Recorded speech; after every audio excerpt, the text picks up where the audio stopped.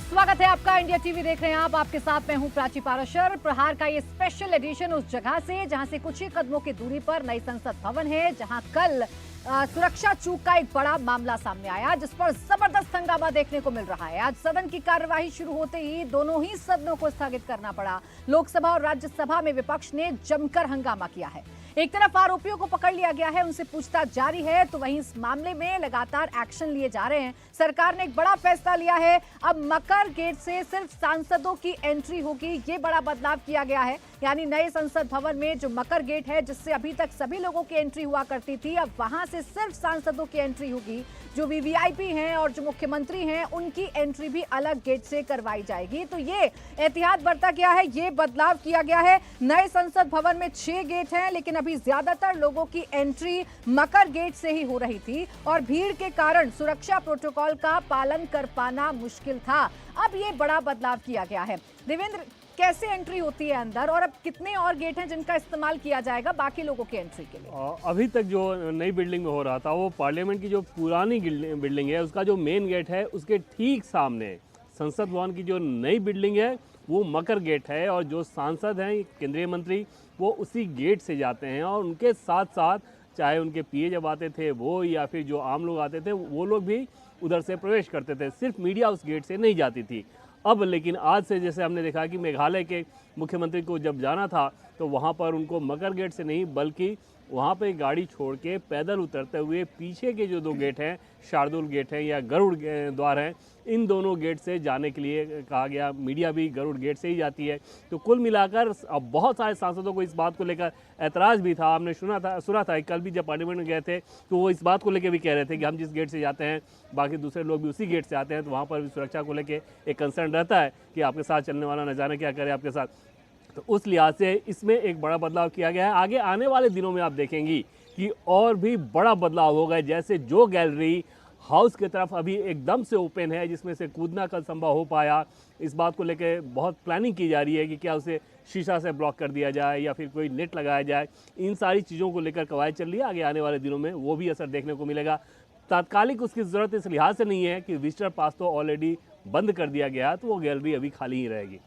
बिल्कुल। तो देखिए, ये एहतियात बरते जा रहे हैं। एक तरफ संसद भवन की सुरक्षा में जो चूक हुई, उसको लेकर कार्रवाई भी लगातार चल रही है। 8 सुरक्षा कर्मियों को सस्पेंड भी कर दिया गया है। इसके साथ ही साथ अब जो सांसदों के एंट्री का गेट है, वो सिर्फ सांसदों के लिए ही रहेगा, ये बदलाव किए गए हैं। तो दूसरी तरफ जिन 6 आरोपियों को अभी तक पकड़ा गया है, उनका भी आपस में कनेक्शन खंगाला जा रहा है, उनके बारे में भी पता लगाने की कोशिश की जा रही है। जैसे जैसे जांच आगे बढ़ती जा रही है, वैसे वैसे इस टूल किट का एक एक चेहरा बेनकाब होता हुआ नजर आ रहा है। 2 आरोपी सागर शर्मा और मनोरंजन, जो कि अंदर गए, संसद भवन के अंदर जाकर उन्होंने हंगामा करने की कोशिश की।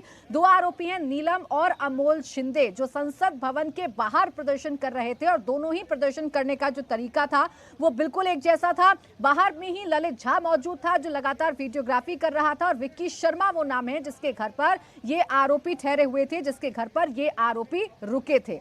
अब ये टूल किट कैसे ऑपरेट कर रहा था, कैसे प्लानिंग की गई, उसके बारे में मैं आपको बताऊंगी। लेकिन उससे पहले आइए आपको ये समझा देते हैं कि कैसे साउथ और नॉर्थ के कॉम्बिनेशन का इसमें ख्याल रखा गया है। कैसे कर्नाटक से लेकर यूपी, यूपी से लेकर हरियाणा, हरियाणा से लेकर महाराष्ट्र, इन तमाम लोगों को इकट्ठा किया गया और फिर संसद में ऐसे अफरा तफरी मचाने की कोशिश की गई, हंगामा करवाने की कोशिश की गई है। ये सभी आरोपी social media page Bhagat Singh fan club से जुड़े हुए हैं और करीब 1.5 साल से ये एक दूसरे के संपर्क में थे। करीब 1.5 साल से इन लोगों की आपस में बातचीत हुआ करती थी, जिसके बाद जुलाई में संसद में स्मॉग अटैक करने की साजिश रची गई थी। इसके लिए सागर शर्मा को जिम्मेदारी दी गई थी। सागर शर्मा जुलाई में लखनऊ से दिल्ली आया भी था, लेकिन उस वक्त वो संसद भवन में एंट्री नहीं कर पाया था। संसद भवन में घुसने का रास्ता उसे नहीं मिल पाया था, जिसके बाद इस साजिश को शिफ्ट कर दिया गया विंटर सेशन के लिए, यानी शीतकालीन सत्र के लिए इसे शिफ्ट कर दिया गया। 10 दिसंबर को सभी आरोपी अपने अपने घरों से निकले और फिर 10 दिसंबर की रात को ही गुरुग्राम में विक्की शर्मा के घर पर आकर इकट्ठा हो गए, विक्की शर्मा के घर पर आकर रुके। इसके बाद 13 दिसंबर को सभी आरोपी संसद भवन के लिए निकले। इंडिया गेट पर पहले इकट्ठा हुए, उन्हें बीच में कलर स्प्रे दिया गया। जानकारी ये मिल रही है कि कलर स्प्रे लाने वाला जो लड़का था वो अमोल शिंदे था। अमोल शिंदे ने ही कलर स्प्रे लाकर इन तमाम लोगों को दिए और उसके बाद फिर हंगामे की तस्वीर पूरे देश ने देखी। अब इस पूरी मास्टरमाइंड का इस पूरी साजिश का जो मास्टरमाइंड बताया जा रहा है वो ललित झा बताया जा रहा है, जो अभी पुलिस की गिरफ्त से दूर है। पुलिस अभी तक ललित झा के करीब नहीं पहुंच पाई है। ललित झा जिस एनजीओ से जुड़ा हुआ है वो एनजीओ कोलकाता बेस्ड है, यानी कि कोलकाता से वो एनजीओ ऑपरेट होती है और उसका जो फाउंडर है वो नीलाक्ष नाम का शख्स है, जिसे ये वीडियो भेजी गई थी, जिसे वीडियो भेजकर ये कहा गया था कि इस वीडियो को सोशल मीडिया पर अपलोड कर दो। तो कोलकाता से इसका कनेक्शन सामने आया। कोलकाता में इन लोगों को ये जो पूरा आप कह सकते हैं जो एनजीओ है वो काम कर रहा था। तो ललित शर्मा को अभी पकड़ने की कोशिश की जा रही है। ललित शर्मा अभी तक पकड़ में नहीं आ पाया है। हालांकि आपको बता दें कि इस वीडियो को सेफ रखने की बात ललित झा की तरफ से कही गई थी, जिसके जवाब में नीलाक्ष ने पूछा था कि आखिर ये वीडियो कहाँ का है। यानी नीलाक्ष को नहीं पता था कि ये लोग क्या करने वाले हैं। अब आपको एक एक किरदार के बारे में आइए बारी बारी से जानकारी दे देते हैं। जितने भी 6 नाम सामने आए हैं, ये 6 नाम आखिर हैं कौन, आपको बता देते हैं। सागर शर्मा जो अंदर जाने वाला शख्स था, ये वही शख्स है जो विजिटर गैलरी में गया था और विजिटर गैलरी में जाने के बाद जिसने छलांग लगाई थी, जो नीचे की तरफ कूदा था, जिसे सांसदों ने पकड़कर पुलिस के हवाले कर दिया था। सागर शर्मा की अगर आप हिस्ट्री की बात करेंगे, उसकी प्रोफाइल की बात करेंगे तो वो 12वीं फेल है और ई रिक्शा चलाता है। वो दिल्ली से पहले बेंगलुरु भी जा चुका है, ये उसका कर्नाटक कनेक्शन है। सागर शर्मा सोशल मीडिया पर काफी एक्टिव रहता है। वो भगत सिंह को अपना आइडियल मानता है। उसके सोशल मीडिया पेज पर भगत सिंह से जुड़े हुए जो कोट हैं वो साझा किए गए हैं। वो अक्सर हिंदू धर्म को लेकर भी अपनी टिप्पणी करता रहा है, साथ ही इतिहास लिखने की बात भी करता रहा है। बताया जा रहा है कि जब वो घर से निकला था तो अपनी मां से कहा था कि कुछ बड़ा करके ही लौटूंगा। तो सागर शर्मा जो कल संसद के अंदर मौजूद था, वो सागर शर्मा फिलहाल उसके बारे में बताया जा रहा है कि वो लखनऊ का रहने वाला है और लखनऊ से वो दिल्ली भी कई बार आया है और वो बेंगलुरु भी कई बार गया है। इंडिया टीवी संवाददाता विशाल प्रताप सिंह लखनऊ में सागर शर्मा के घर पहुंचे, जहां उनकी मुलाकात सागर के मामा से हुई। सागर के मामा का कहना है कि उनका भांजा ऐसा नहीं है, उसका इस्तेमाल किया गया है। वो इस मामले में निष्पक्ष जांच की मांग कर रहे हैं। हम इस समय सागर शर्मा के लखनऊ स्थित घर पर मौजूद हैं। उनका ये ननिहाल का घर है। उनके मामा हमारे साथ मौजूद हैं, उनसे बात करते हैं। आप बताइए, सागर यहाँ से जब निकले तो क्या बोल के निकले? जी, हमारी नहीं, वो तो अपने माता पिता से बोल के निकला होगा। हम लोग तो अलग अलग रहते सर। क्या बताया था? माता पिता ने क्या जानकारी दी? मुझे नहीं मालूम, मुझे तो अचानक में कल ही मैंने देखा जब ये सब टीम आई। मैं तो काम से आया, बच्चे लेकर बैठा था बाहर वहाँ तखत पे, तो आप लोग इतने सारे लोग आए तो मैंने अचानक में पहली बार ये देखा, तो मैंने पूछा ये सब क्या है। क्या पता लगा था कि वो किसी धरना प्रदर्शन में शामिल होने के दिल्ली जा रहा है? अगर इतना कुछ पता भी हो सकता है तो केवल उनके माता पिता को पता हो सकता है, क्योंकि हर आदमी अपने घर में अलग अलग रहता है। रेंट पे अलग अलग रहते हैं ना हम लोग, किराए पर। जिन जिन लोगों के नाम सामने आए हैं, तस्वीर सामने आई, किसी को आप पहचानते हैं सागर के दोस्त के तौर पे? अगर पहचानता तो मैं तुरंत बताता, क्योंकि मेरे घर का बेटा है। हम तो चाहेंगे कि ऐसा था भी नहीं, कोई कह भी नहीं सकता, ऐसे बचपन से यही था। हम लोग बहुत छोटे तबके के हैं, गरीब आदमी। अब हम तो काम करने भी नहीं जा पा रहे हैं, बूढ़े माता पिता हैं, बच्चे छोटे छोटे, मेरे सांस के मरीज हैं। कल रात में तो हमने सुई हुई लगवाई है माता पिता को, इतना पूछा है सवाल, इसीलिए हमने दरवाजा खोल ले। बहुत बूढ़े हमारे माता पिता। पुलिस ने भी आप लोगों से पूछताछ की है घंटों? क्या क्या सवाल थे पुलिस के आप लोगों से? बस जो आप लोग पूछ रहे। सागर किस यहाँ कौन सा काम कर रहा था? ई रिक्शा के बारे में पता लगा कि चलाता था वो। जी। कितने दिन से चला रहा था ये रिक्शा? देखिए, परिवार के लोग परेशान हैं, उनकी परेशानी हम समझ सकते हैं। मामा इस समय भावुक हो गए हैं क्योंकि कल से ये सवालों के जवाब दे रहे हैं और किसी भी परिवार के लिए बहुत ही मुश्किल समय होता है। मामा बच्चे को भी संभाल रहे हैं, माता पिता को भी संभाल रहे हैं और सवालों के जवाब देते देते वो भावुक हो गए। निश्चित तौर पर परिवार के लिए बहुत ज़्यादा मुश्किल का समय है। हालांकि सागर इस समय पुलिस हिरासत में है। सागर लखनऊ से दिल्ली गया था। उनकी बहन ने कल बताया था कि वो धरना प्रदर्शन की बात बोलने के लिए दिल्ली गए हैं, लेकिन किस हालात में संसद पहुंचे, कैसे, किन लोगों के संपर्क में आए और कैसे वो वहां तक पहुंच गए, ये बताना वाकई में किसी के लिए मुश्किल हो रहा है। भैया बैंगलोर और मैसूर में भी कोई उसका दोस्त था क्या? जी सर, मैं बता नहीं सकता। किसी से मिलने के लिए कभी गया हो? बैंगलोर में भी काम करता था क्या किसी फैक्ट्री में? ये उनके पिताजी बता सकते सर, मैं बता नहीं सकता इतना क्लियर। आप लोग क्या चाहते हैं? निष्पक्ष जांच हो, पूरी जांच हो और सच सामने आए? हाँ, जो भी हो सच्चाई सामने आए, क्योंकि सच्चाई छुपती थोड़ी नहीं है, वो तो सामने आएगी। आपको भरोसा है कि आपका जो घर का बच्चा है वो निर्दोष है? कि कहीं ना कहीं फंसाया गया है। कुछ लोगों ने इस्तेमाल कर लिया। जी चलिए, आप ख्याल रखिए अपना, आप घर के अंदर चले जाइए। तो ये जो परिवार के लोग हैं वो बहुत ज्यादा गमजदा हैं।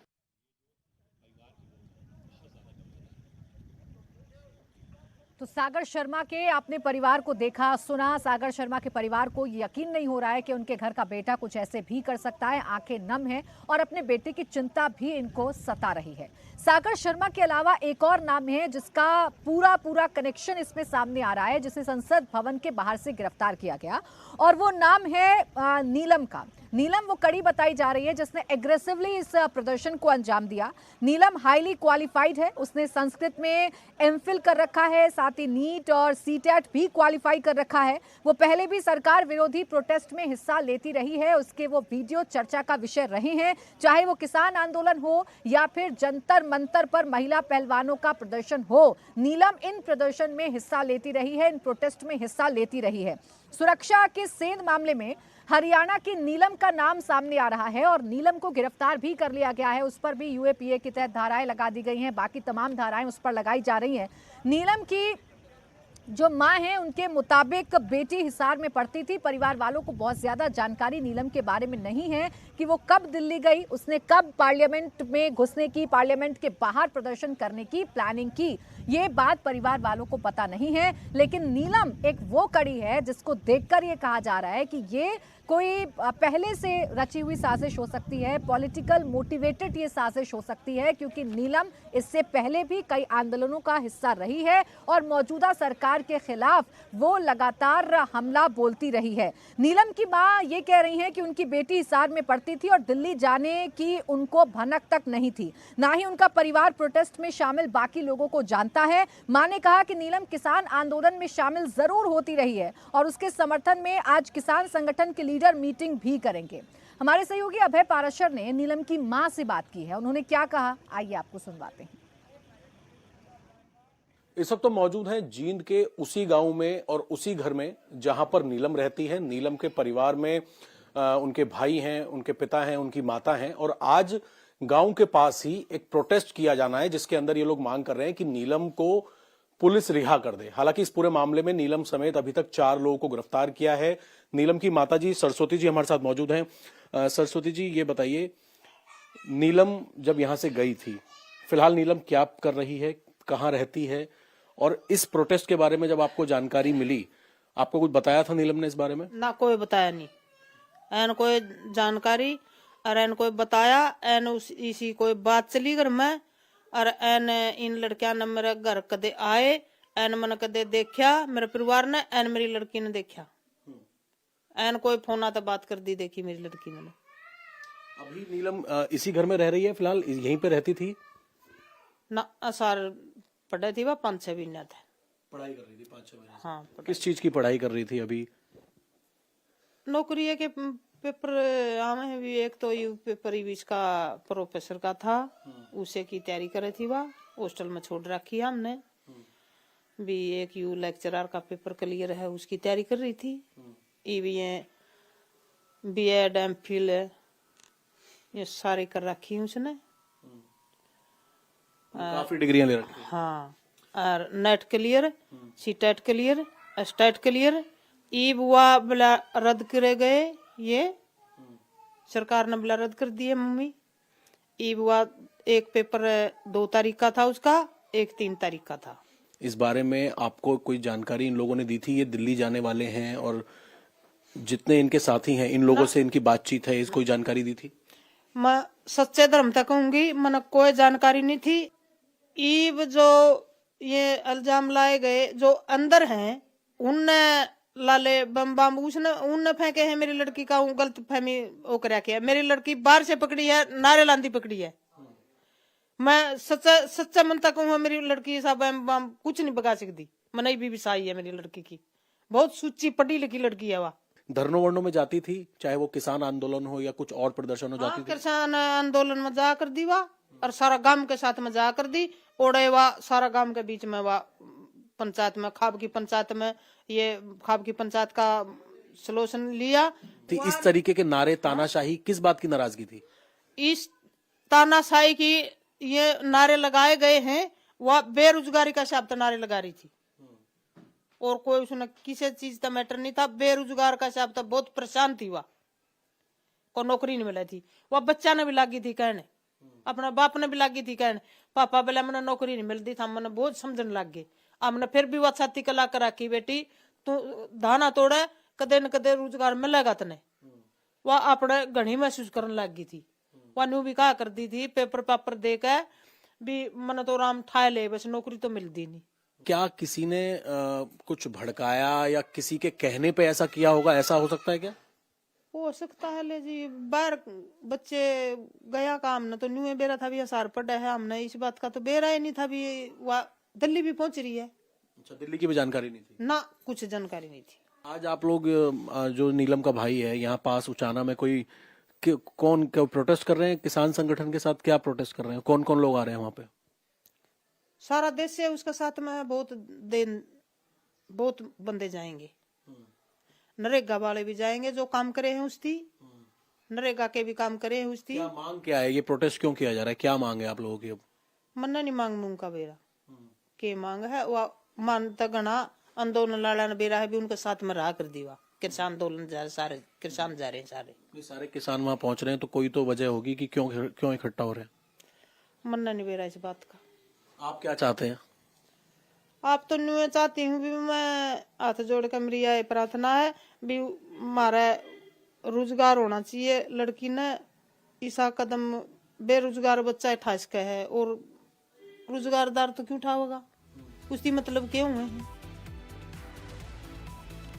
तो आपने नीलम की मां को भी सुना, वो ये बार बार कह रही हैं कि उनकी बेटी काफी पढ़ी लिखी है, उनकी बेटी ने कई एग्जाम्स क्लियर किए हैं। हाँ, नौकरी उसे नहीं मिल पा रही थी, वो परेशान तो जरूर रहती थी, किसान आंदोलन में जाती थी लेकिन अपने गांव वालों के साथ जाती थी। उनकी बेटी को फंसाया जा रहा है, ये दावा नीलम के परिवार वाले कर रहे हैं। नीलम और सागर के अलावा एक और किरदार है जिसने इस पूरे प्रदर्शन में सबसे बड़ी भूमिका निभाई है और वो है मैसूर का रहने वाला मनोरंजन गौड़ा। ये वही मनोरंजन गौड़ा है जिसने सांसद के जरिए पास को प्राप्त किया, जो कि प्रताप सिम्हा तक पहुंचा, क्योंकि प्रताप सिम्हा और मनोरंजन गौड़ा के जो पिता हैं उन दोनों के बीच में जान पहचान है और उन्हीं को जरिया बनाकर मनोरंजन गौड़ा ने ये पास उपलब्ध करवाया। उसने पास पर सागर शर्मा को अपना दोस्त बताया था।